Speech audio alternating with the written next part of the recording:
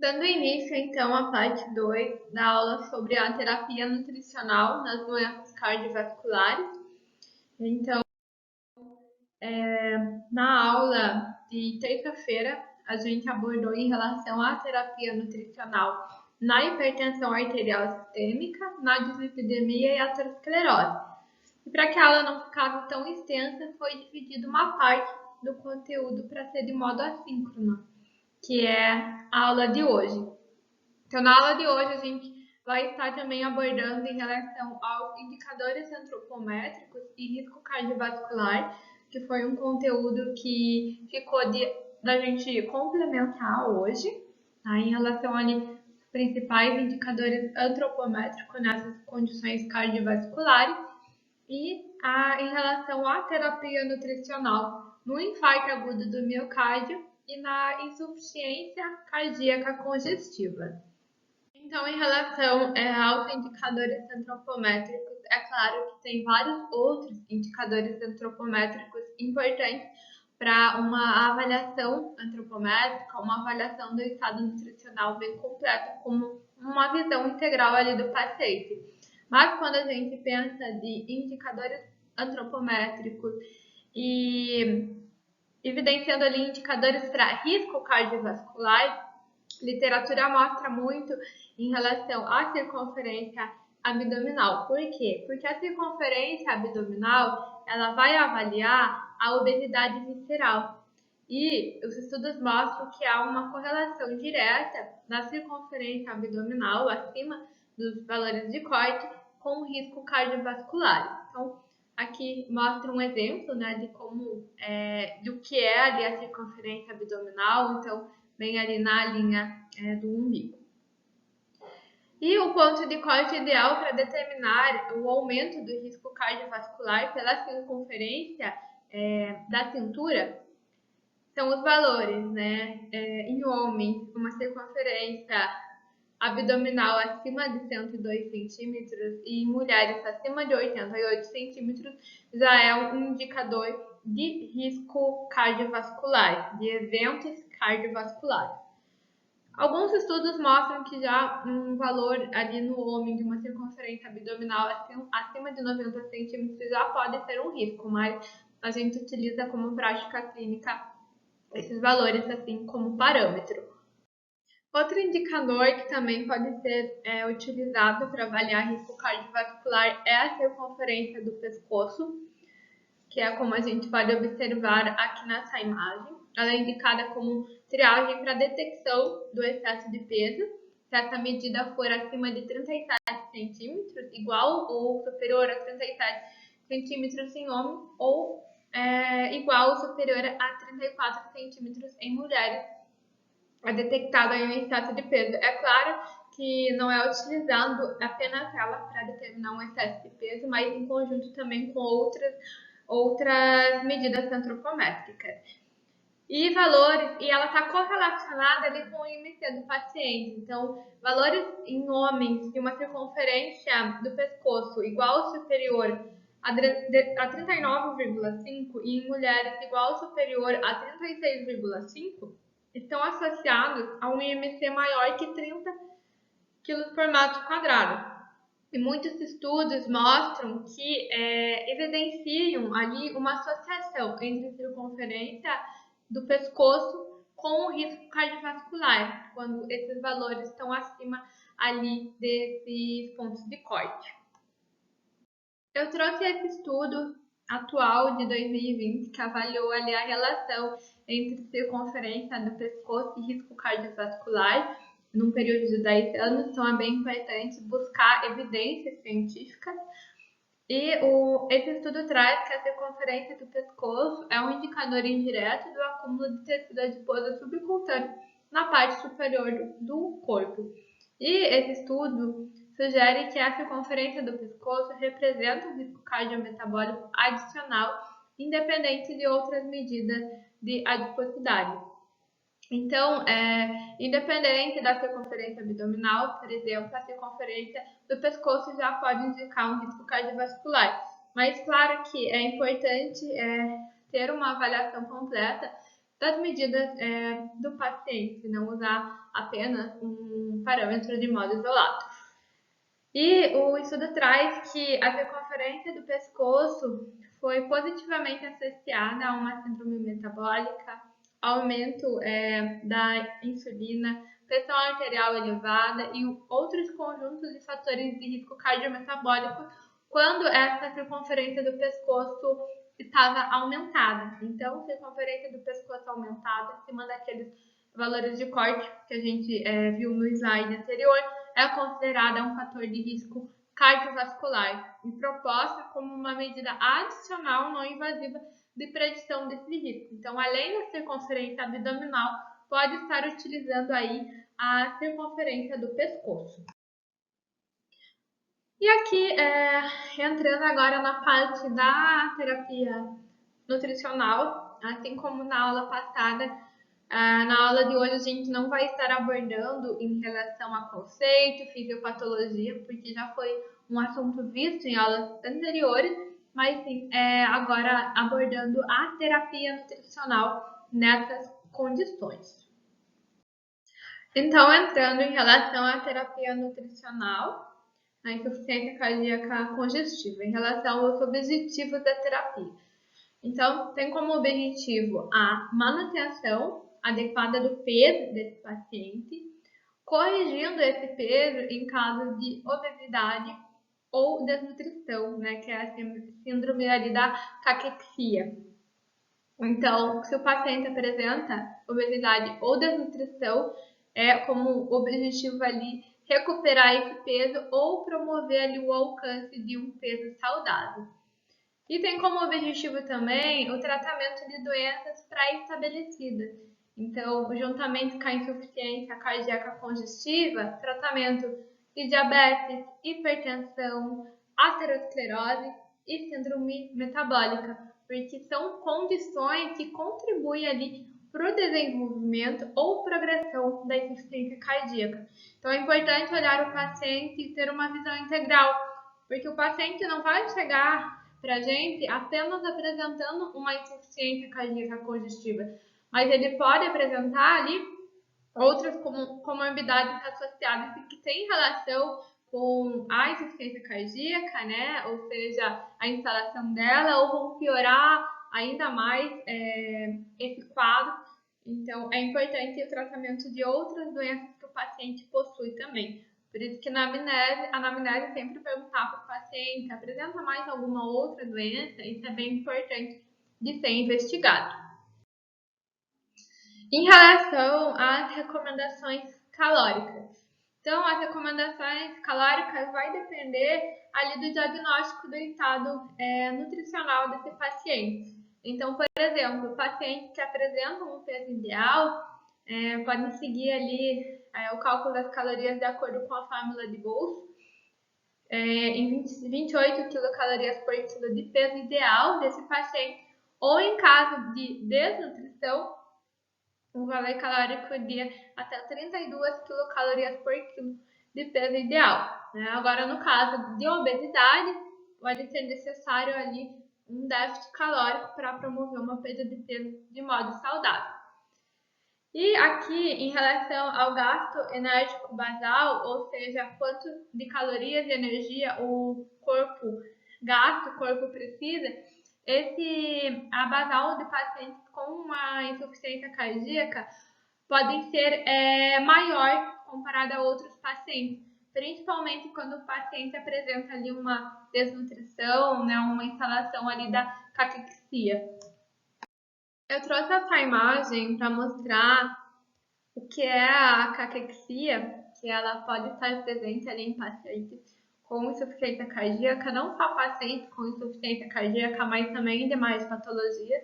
Mas então a caquexia, ela é caracterizada ali quando o paciente tem uma perda de peso acentuada, sobretudo ali, né, a gente pode ver que fica bem claro nessa imagem, uma perda de massa muscular, uma perda de gordura corporal, então uma desnutrição ali nesse paciente, gerada ali por uma anorexia, por uma falta de apetite, e como a gente viu em alguns pacientes com uma insuficiência cardíaca, a basal desse paciente está cada vez tá mais elevada. Então, esse paciente, quando ele está em repouso, ele acaba consumindo, precisando de muito mais calorias. Então, se ele não tiver ali uma alimentação adequada, um bom apetite, ele vai acabar perdendo peso. Então, para ficar mais claro aqui o que é a caquexia. E voltando aqui em relação às recomendações nutricionais em relação aos macronutrientes. Em relação à quantidade de cada macronutriente, vai depender, é claro, do estado nutricional desse paciente, né? Então, considerando as necessidades individuais, mas em relação ao carboidrato, entre 50% a 55% do valor calórico total, dá prioridade ali a carboidratos integrais de baixo índice glicêmico, sobretudo ali em pacientes que apresentam também como comorbidade uma diabetes, uma resistência à insulina, uma síndrome metabólica, por exemplo. Então, carboidratos ali que não vão alterar tanto os níveis da glicemia, para manter a glicemia mais equilibrada ao longo do dia. Em relação à gordura, em torno de 30% a 35% do valor calórico total. Dar preferência a gorduras mono ou poliinsaturadas, sobretudo ali em relação ao ômega 3, né? Um ômega 3 que seja rico em EPA e DHA, numa quantidade aproximada ali de 1 grama ao dia. Então, relembrando que a professora Bárbara comentou na aula em relação a fontes de ômega 3, a semente de linhaça, ela é uma fonte de ômega 3, mas o ômega 3 que está no óleo de peixe é muito mais tem uma absorção muito mais facilitada ali, uma conversão muito mais facilitada do EPA e DHA, por isso que pode ser ali recomendado também uma suplementação de ômega 3, mas sempre ficar atento nas condições que esse paciente apresenta e pesquisar sempre ali quais são as evidências científicas, se recomenda ou não a suplementação de fato do ômega 3.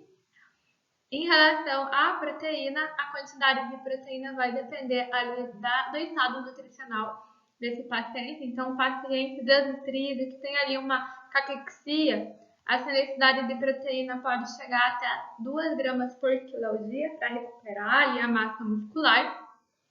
Pacientes apresentando um peso ideal aproximadamente 1 grama por quilo ao dia. E agora, pacientes que, além da insuficiência cardíaca, apresentam ali uma complicação, uma insuficiência renal, deve ser, dependendo ali da fase da doença, recomendado ali uma quantidade mínima de proteína de até 0,8 gramas por quilo ao dia para não sobrecarregar o trabalho renal. E algo muito importante na prática clínica é o quê? É importante sempre orientar o paciente, né, em relação ao o que ele deve fazer, o porquê ele deve fazer e como ele deve fazer. Por exemplo, falar para o paciente evite gordura saturada e prefira gorduras monoinsaturadas e poliinsaturadas na alimentação. Mas ele precisa saber o porquê ele deve fazer isso. Então, por exemplo, se é um paciente que tem uma insuficiência cardíaca e também apresenta uma dislipidemia.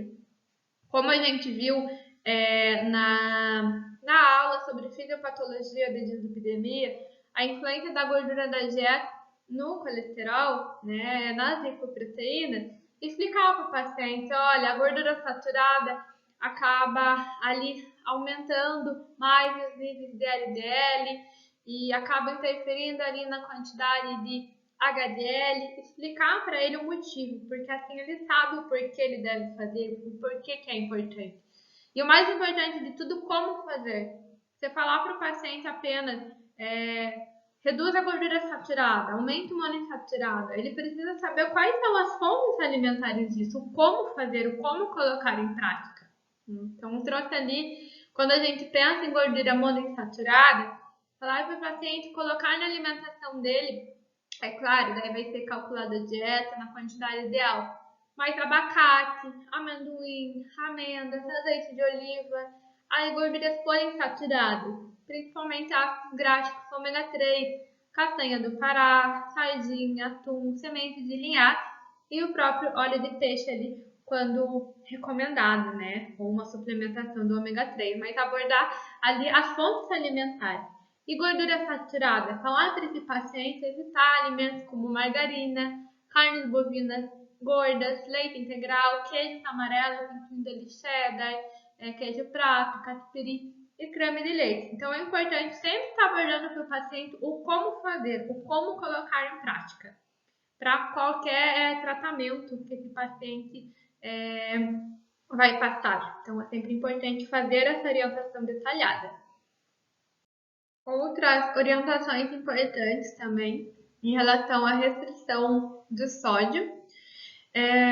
Em relação à quantidade, o nível ideal ali da ingestão de sódio na dieta dos pacientes com uma insuficiência cardíaca crônica, por exemplo, é ainda assunto controverso na literatura, mas é orientado ali que deve evitar ali a ingestão excessiva de sódio pela alimentação, não só para insuficiência cardíaca, mas também para outras doenças. Então, ali no máximo 2 gramas ao dia de sódio. E algo importante também de sempre conversar com o paciente é que 2 gramas de sódio não é o equivalente a 2 gramas de sal ao dia. Então, a gente tem que 2 gramas de sódio equivale a 5 gramas de sal, porque muitas vezes fala sódio para o paciente, ele pensa que é só o sal, né? Então, sempre diferenciar para o paciente o sódio do sal é bem importante. Importante também frisar para os pacientes que fumam ou usam outras drogas, então em relação ao tabagismo, a interrupção do uso do tabagismo, porque pode piorar ainda mais essa condição, entre outras condições de saúde, e também o cuidado no consumo de bebidas alcoólicas, sobretudo pacientes que apresentam uma miocardiopatia dilatada, ou seja, é uma doença que afeta o músculo do coração. Afetando o músculo, o coração não consegue mandar o sangue, bombear esse sangue para o resto do corpo. E isso pode ter como consequência levar ali a uma insuficiência cardíaca. É orientado, né, sobretudo nesses casos, a interrupção ali do uso de bebida alcoólica para favorecer ali uma melhora na função do coração, da função ventricular. Então é bem importante orientar os pacientes sobre hábitos ali e o estilo de vida, né? Então, interrupção do tabagismo e bebida alcoólica. Aqui eu trago em relação à terapia farmacológica nas classes de medicamentos comumente utilizadas ali por pacientes, indicados pelo médico, em relação a esses medicamentos, alguns efeitos colaterais, interações droga-nutrientes e contraindicações. Então aqui tem a série de medicamentos da classe IEC, então, por exemplo, captopril, enalapril, bem comum ali de ser visto na prática clínica, e a classe de medicamentos da série BRAS, como losartana, valsartana. Essas classes de medicamentos podem causar um efeito de hipotensão, então uma queda da pressão arterial, e hipercalemia, que é o aumento de potássio sério. Então é importante ali investigar esses sintomas. Também tem a série de medicamentos antagonistas de aldosterona, e é orientado que esse medicamento não se deva ser administrado juntamente com outras classes de medicamentos, como IECA e da série da classe BRAS, pelo risco de essa combinação poder também causar ali a hipercalemia, esse aumento de potássio sério. E eu queria também aqui destacar o uso também do medicamento a ivabradina, que é uma classe de medicamento que é contraindicada na gravidez por proporcionar risco ali no período gestacional e também ao desenvolvimento do feto. Bom, então agora entrando na última parte da nossa aula, que vamos abordar em relação à terapia nutricional no infarto agudo do miocárdio.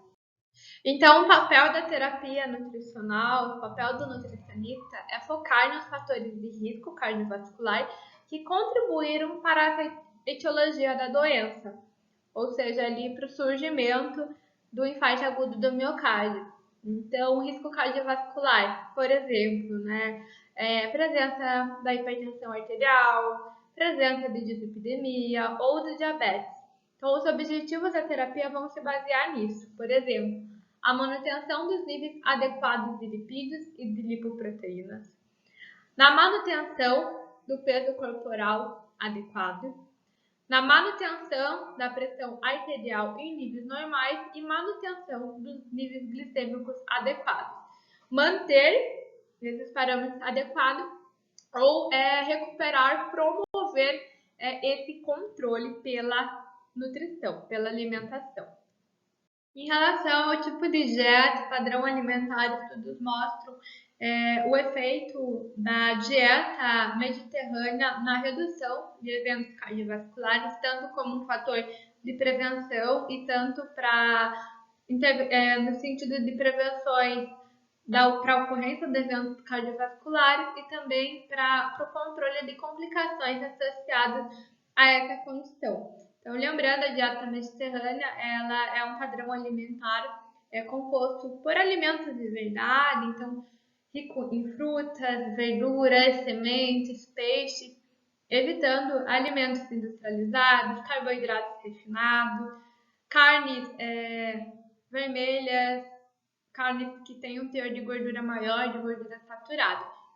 Mas é claro que esse padrão alimentar tipo mediterrâneo, ele deve ser ajustado para as condições calóricas e nutricionais de cada paciente, respeitando padrões culturais e preferências alimentares para que esse paciente realmente tenha uma boa adesão à dieta, e também para a terapia nutricional, considerando as outras condições patológicas que esse paciente possui, seja diabetes, pressão arterial, né, levando isso em consideração. E a ingestão calórica ela deve ser ajustada para evitar o ganho de peso ou controle do peso desse paciente e também considerando se esse paciente tem sobrepeso, obesidade, uma ingestão calórica a fim de promover uma perda de peso. Bom, como a gente viu, os objetivos da terapia nutricional vão levar em consideração as doenças, as comorbidades pré-existentes nesse paciente.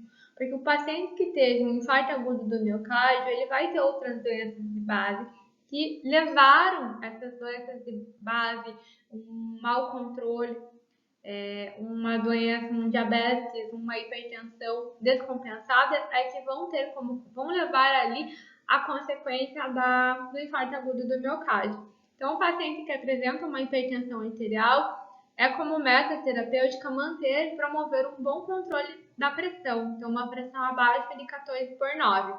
Agora, se esse paciente, além da hipertensão arterial, possui diabetes, ou insuficiência renal, ou insuficiência cardíaca, é necessário promover um controle da pressão abaixo de 13/8. Então, é bem importante realizar um monitoramento dessa pressão.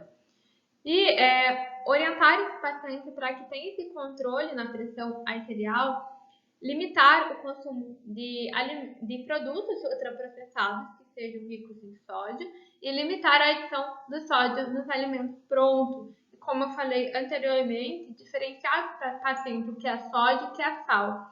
E que essa quantidade de sódio seja no máximo 2 gramas ao dia e que 2 gramas de sódio é equivalente a 5 gramas de sal. Então, é importante orientar o paciente nas escolhas alimentares, do que ele deve preferir, do que ele deve evitar para manter ali o controle da pressão.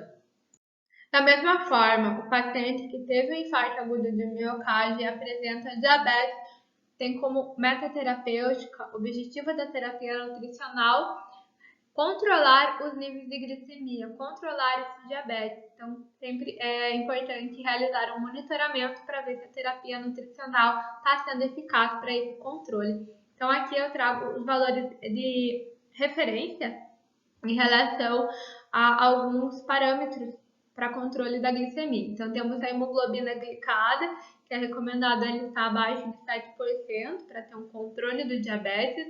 A glicemia em jejum, que ela esteja ali abaixo de 130 miligramas de litro e superior a 70 para evitar a hipoglicemia. E a glicemia capilar pós-prandial, após as refeições, que pela Sociedade Brasileira de Diabetes ela esteja abaixo de 160 miligramas de litro. Então, para que se estiver dentro desses valores, está com o diabetes controlado.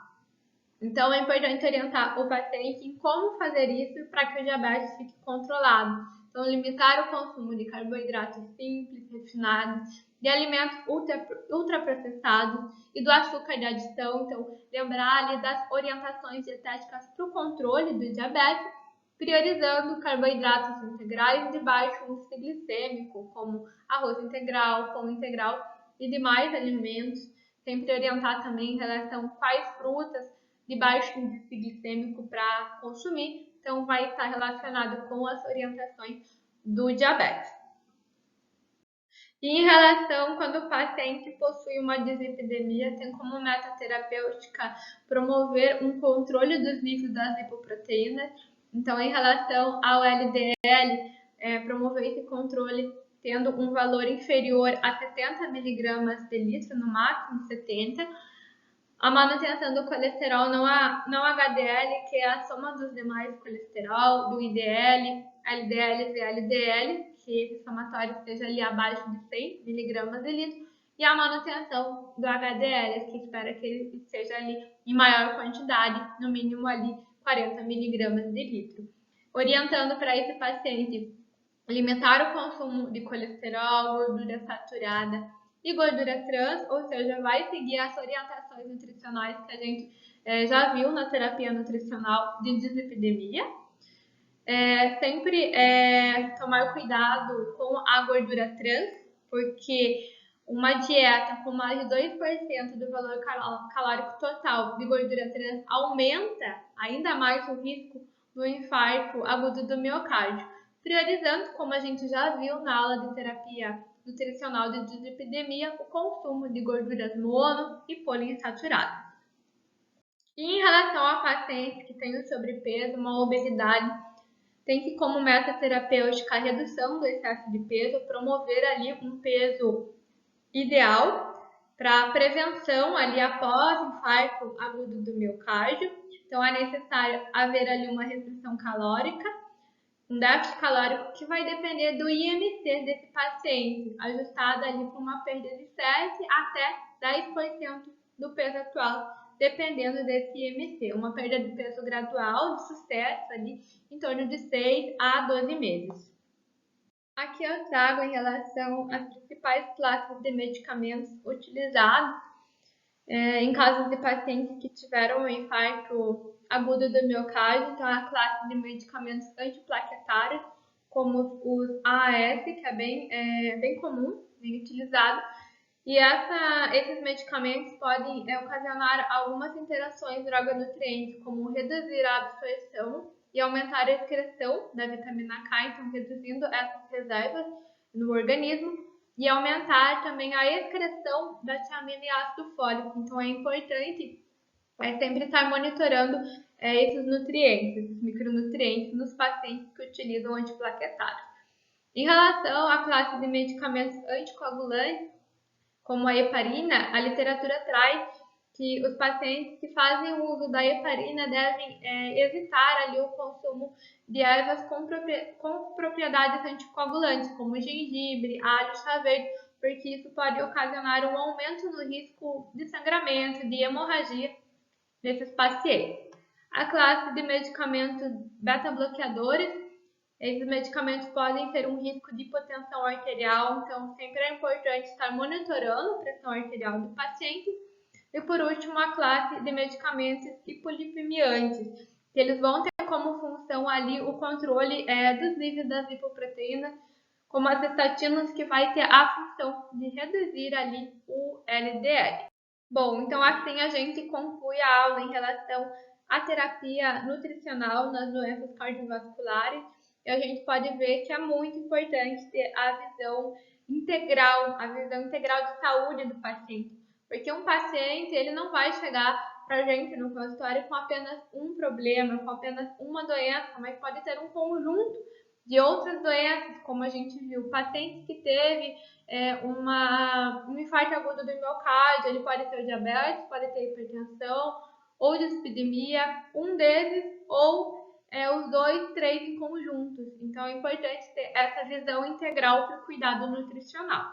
E aqui eu deixo as referências utilizadas, então esse livro de dietoterapia nas doenças do adulto e as últimas ali diretrizes brasileiras em relação ao infarto agudo do miocárdio, em relação ao tratamento, e a diretriz brasileira sobre a insuficiência cardíaca crônica e aguda, para vocês consultarem ali para ter como leitura complementar e um maior aprofundamento sobre esse tema.